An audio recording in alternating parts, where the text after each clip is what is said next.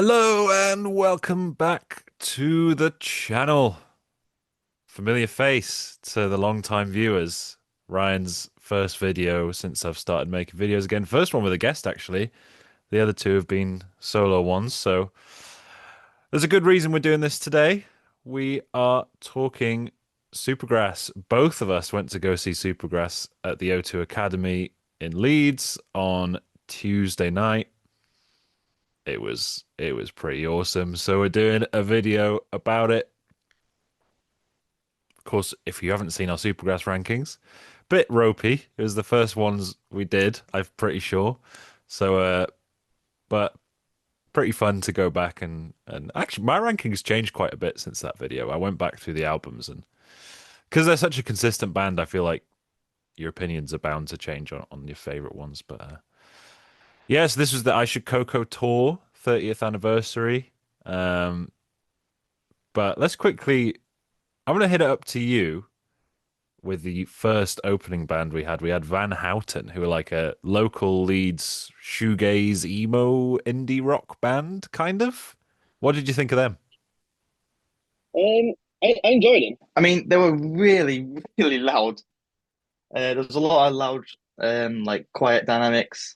And I think at one point the singer was like, "Sorry for ruining your evening," Yeah, which I thought was funny. I was going to mention that. Yeah. Um, yeah, which was funny.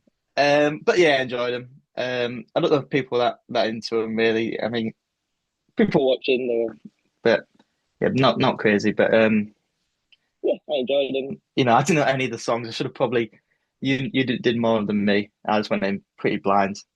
Well, to be Uh, fair, I'm not sure if I just didn't recognize the songs because they were so loud, or if I think they played a lot of new stuff that they haven't released yet. yeah, So I yeah. think I think they did mention that. A lot of new stuff. Um, but yeah, they were a good watch. They were pretty tight.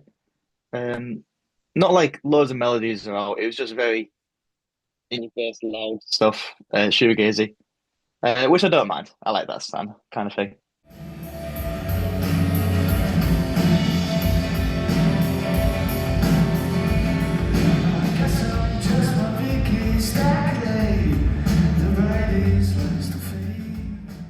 I think it was interesting as a pick before Supergrass because I think there were a lot of people that just wanted the Britpop vibes, and that rocks up, and I think a lot of people were a bit like, "Whoa, yeah." Yeah, I think so. I think so. Definitely, yeah. And then we had Rialto, who are kind of contemporaries of Supergrass. They released an album in 1998, so they were a little bit after the Britpop wave. Um, and I'd pre-listened to their stuff, and I actually enjoyed Van Houten's album music more than Rialto. But as a live band, I thought Rialto were really good, and they actually kind of just played the songs that I liked from the albums, like the catchy ones that I remembered, and much more melodic, much more poppy than Van Houten. And yeah, I was pretty impressed by them. Again, Van Houten only did like a 20-minute set, and I think Rialto only did like 30, 35 minutes. So neither of them really outstayed their welcome. Everyone was here for Supergrass, and they were like solid support bands. What do you think of Rialto? I thought they were pretty good. Yeah, they surprised me to be fair. Like you mentioned it, pulp, very similar kind of pulp vibes. I didn't realize they were from the '90s. Honestly, until they came out, I was like, "Oh, these guys are quite old, so it must be similar, must be similar time." But they were good. Yeah, they were fun, poppy. The crowd actually, I think, were more interested in that. It's kind of more similar to Supergrass sound, so I think the crowd were more into that. And yeah, they were really good live.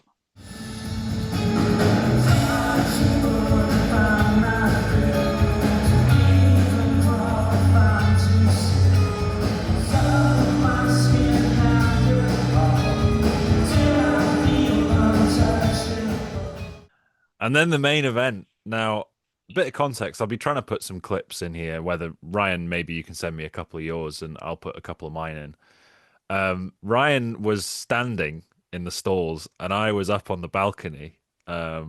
Which he's shaking his head. He's not happy about it. To be fair, the balcony, the view was really good. It was more just that there wasn't much leg room, so I was really stiff by the end of the gig. Yeah, quite But tall. Yeah, yeah, I'm massive.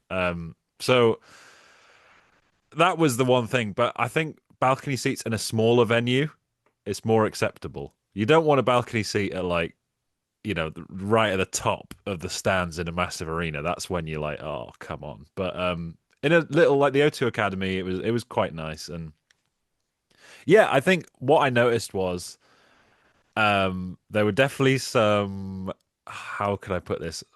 Like not fake fans, but like fair weather fans, in the crowd. People who were like this woman, in fact, this came to mind during Rialto's set, which as I said, I was enjoying, had her phone on light mode on full brightness and was going through her texts and showing texts to a friend for the entire set. And I was just like, oh, come on. Like, at least turn your brightness down. I couldn't see anything else. Um, and then you noticed that. I don't know if you noticed it as much, but obviously they went through the whole album, and I think especially Caught by the Fuzz, maybe even more so than All Right, but Caught by the Fuzz and All Right, like the place was bouncing, like people were going nuts.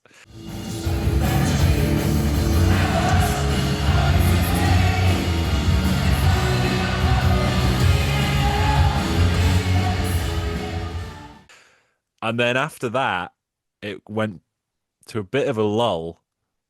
People were on and off paying attention until then the encore came. But yeah, I mean, Caught by the Fuzz was probably the highlight for me. Yeah, I think so. I think it was louder than All Right for me. People, All Right got the more phones out, people recording, which, Oh, as you would everyone got their expect, phone out for that one, yeah, yeah. as you would expect, I guess. But I think Caught by the Fuzz, it's only second song because the thing that I found interesting for this, there's a lot of these tours with the albums. I like getting more common, 20-year anniversary, 30-year anniversary. But they actually did it in order. That's didn't really happen much. They normally just um, get the hits at the end. It would easily got All Right or Caught by the Fuzz at the end, but they actually did it in order, which I liked. It meant there was a little bit of a lull in the middle of the set list for the second half, but I suppose that's okay. It wasn't even really, yeah, it was like we're not supposed to time Sofa of My Lethargy was like the that was when a lot of people were going to the bar and people were like chatting amongst themselves. And then Time to Go, people like were like, oh yeah, and then yeah, the encore came. But no, I the Caught by the Fuzz was crazy. I think that's probably like the most sing along thing I've experienced at a concert. The place it was so loud, and I don't think the videos do it justice. Like everybody was singing along to that song. It was crazy, like every word of it, because it's a short song. It's pretty easy to know all the words for it. But that was one of the best. Like that song in particular is one of the best concert experiences I've had. Crazy. Yeah, definitely, definitely. It was really loud.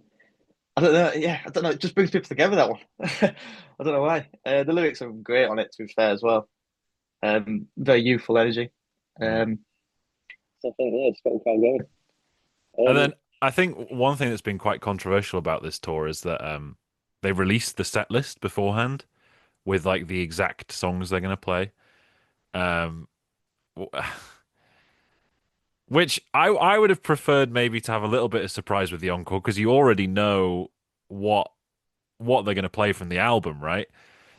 So I'd kind of forgotten the order they were playing it, but I knew all the songs they were going to play afterwards, which yeah, you know, it's a bit of a stinker. Yeah, I agree. To be fair, like you said, I didn't know the order of the encore, but I knew every song that was coming. And I knew there's two in the actual encore that was just going to be. It was just them two. Yeah, they probably shouldn't have released that. That kind of seemed kind of silly because I remember when they announced the tour, they were saying they're doing the album in actual order, which was like, okay, all right, it's going to be the fourth song. Got rid of for a second. It's like getting some hits out early. Should have probably left the encore to see what see what we're going to play, or maybe even mix it up. I don't know. I don't think they mix it up at all in this tour. Yeah, there was they had played St. Petersburg at one or two gigs, but other than that, it's been the same. So for those of you who don't know, they went into straight from Time to Go into Richard III, which it was still awesome, even though I kind of knew it was coming. It was like, oh man.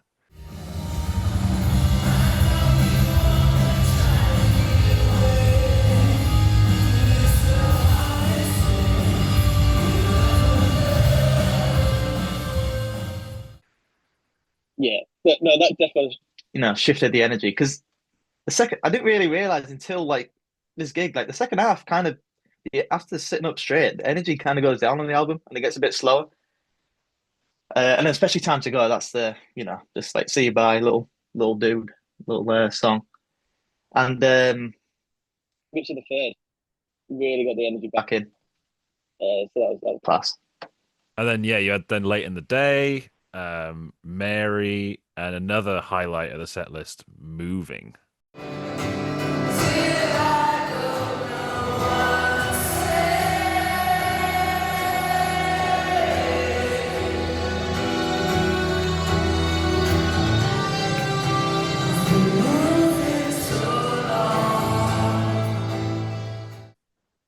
Yeah, I mean, his vocals on that sounded amazing. And then, interesting, I think they did the chorus like a little bit slower than the album version. Like, I don't think it. I noticed that it doesn't quite have the same, but it was still really good. Um, yeah, but yeah. I think it was on late in the day.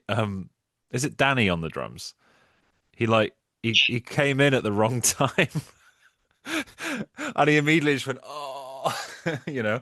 So it's like they were really good and they were really tight, but it was like almost kind of reassuring that even these guys that were so talented and so good had a moment where they completely messed up. I didn't notice that actually. That's funny. Yeah, just snare hit, and then he just goes, "Oh no, it's not the chorus yet." Yeah, he was an animal on the drums, Danny. Though, Yeah, yeah, I was watching him for a bit, and he was an animal. and the bass as well. The bass throughout, Yeah, especially the I Should Coco album, is pretty awesome. And then yeah, they went to Grace, which actually surprisingly was like one of the ones that got people singing along and dancing. yeah, because I don't know if that was a hit, big hit back in the day. I didn't think so. Mm. Obviously, I really like the song, and yeah, that really got people up, and it was the final one before the encore. So yeah, the energy was really good. I mean, a lot of that was carried on from moving. People was going crazy where I was from moving. I was like, but yeah, Yeah, and then like you said, the encore, the actual encore was "Sun Hits the Sky." That was a really strong track. yeah, One of the first Supergrass songs I heard. I think it was the first one that I went out of my way to listen to because I already knew All Right, and I think I was like, oh, I'll give them a listen to one of their songs, and that was the one I went to, and oh yeah, banger. oh, yeah, killer song, killer song. That Yeah, I little think synth solo on that is so cool. that's awesome. Yeah, I must be similar to you with Sun It's the Sky because obviously I knew All Right, and that was the only song I really knew. And then Sun It's the Sky, that's on Going and Stacey, I'm pretty sure. So like, I was like, oh, I kind of recognize this, but it's an absolute banger when you started properly listening to Supergrass. And then yes, pumping on your stereo to end it. That was a good choice, I think. A real like sing along, like Yeah, pretty easy to sing along to even if you've never heard it. yeah, yeah. Some of the people that were there just thought, all right, we could have got sing along to that one. They could have enjoyed it. Um, yeah, it's a good, it's a song that's grown on us. To be fair, we were talking about it. I was like, when you first listen to it, it's very repetitive, but it's fun. It's fun. And in the live setting as well, yeah, pretty great. Yeah, yeah, But yeah, I liked the venue. The O2 Academy was pretty cool. First time being there, so yeah, yeah. First time in the beautiful city of Leeds. yeah. Was, So if you've been to Supergrass's tour, let us know what you thought. We were very impressed. I would give it like a 9 out of 10 as a concert. Like, I'm thinking 9 out of 10. I mean, I don't really rate concerts, no, but me neither. it was good. It was good. It was good. It was good. Yeah, that's a whole rabbit hole I don't really want to go into, but Yeah, yeah. Um, Definitely if they're touring again, or if there are somehow tickets going up on resale for any of their other shows. I don't know how many are left. I know they still got to tour the US, so or if you're going to Glastonbury and you're thinking about seeing them, go see them. There are a couple of festivals actually. I think they're at one headlining it with Air, I think. think that's down south. But yeah. Mm, yeah. So yeah, thanks for watching. Ryan and I, I'm sure, will be back with some kind of video at some point. And Viva Supergrass.